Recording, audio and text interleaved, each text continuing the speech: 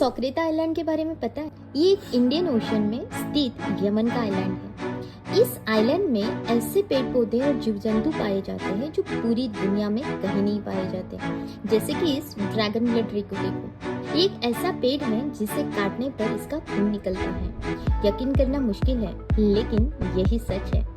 अगर आप इस आइलैंड के पेड़ पौधों को देखोगे तो आपको लगेगा ही नहीं कि आप धरती पर हो।